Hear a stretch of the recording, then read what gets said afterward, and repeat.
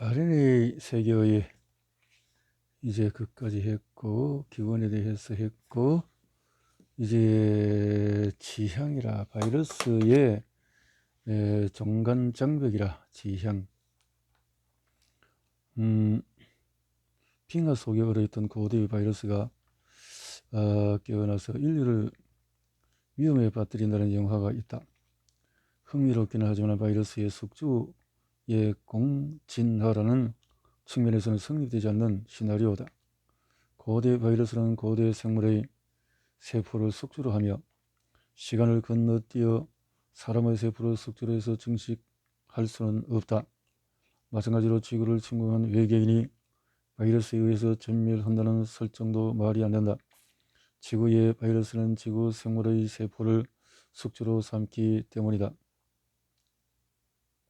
이처럼 바이러스와 숙주 사이에는 지향성이라는 궁합이 존재한다. 그리고 이런 궁합이 맞지 않는 현상을 종간장벽이라고 한다. 종간장벽. 지향성, 향성, 트로피즘, 향성, 굽어진다는 의미의 그리스어 트로포스에서 기원한 단어로 그림 15-1처럼 해바라기가 하루 종일 해를 따라가는 현상에 대해서 붙은 용어다. 지금은 생물학 전반에서 지향성이라는 단어가 사용되는데 특히 신종 바이러스의 특성을 이해하는데 해바라기 중요한 개념이다. 무생물인 바이러스 입자는 해바라기처럼 능동적인 지향성을 발휘하는 것이 아닌 수동적인 지향성을 가지고 있다. 바이러스에는 세포 수준과 종 수준의 지향성이 있다. 세포 수준의 지향성이란 바이러스가 같이 진화를 해온 숙주 세포에서만 증식이 가능한 현상을 말한다. 코로나19가 만드는 단백질은 고작 15개에 불과하다. 이는 사람 세포가 만들어내는 단백질의 고작 0.05%에 불과하다. 이렇게 적은 단백질로 숙주세포의 환경을 점령해서 자기 유전자를 증식시키는 공장으로 만들어야 하는 것이다. 이를 위해서는 단백질 하나가 여러 기능을 수행하는 등 숙주세포의 환경에 극한으로 특화되어 있어야 한다. 이런 이유로 공진화가 진행되면서 증식이 가능한 세포의 범위가 좁아지게 된다. 이 범위를 넘어가면 바이러스 유전자가 세포 안으로 들어가더라도 증식에 실패한다. 종 수준의 지향성이란 세포 수준의 지향성에 더해서 바이러스 전파에 필요한 행동, 습성, 면역 등을 만족시키는 종에서 바이러스가 증식하고 전파되는 것을 말한다. 바이러스마다 이런 요소들의 복합적인 결과로 감염과 전파가 가능한 생물 종의 범위가 정해진다. 이것이 바이러스의 종간장벽이 세워지는 기전이다. 바이러스와 숙주세포의 공진화가 오랜 기간에 걸쳐서 진행되었기에 일어나는 현상이다. 진화를 대표하는 용어인 이기적인 유전자의 극한이 바이러스다. 바이러스는 유전자를 계속 복제해야 존재할 수가 있다. 감염시켜서 증식하고 또 감염시키는 과정을 끝없이 되풀이해야 한다. 만약에 숙주를 한번 감염시키고 증식하고 거기서 멈춘다면 그 바이러스의 유전자는 숙주와 함께 사라진다. 따라서 다른 숙주를 얼마나 잘 감염시키는지를 나타내는 전파 효율이 바이러스의 선택 압력의 저항 능력이다. 전파 효율이 떨어지면 도태되고 높으면 선택이 된다.